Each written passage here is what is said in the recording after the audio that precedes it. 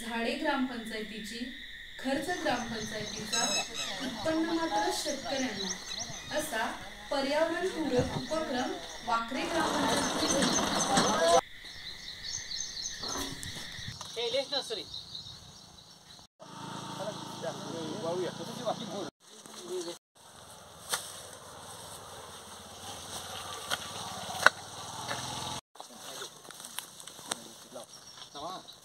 जा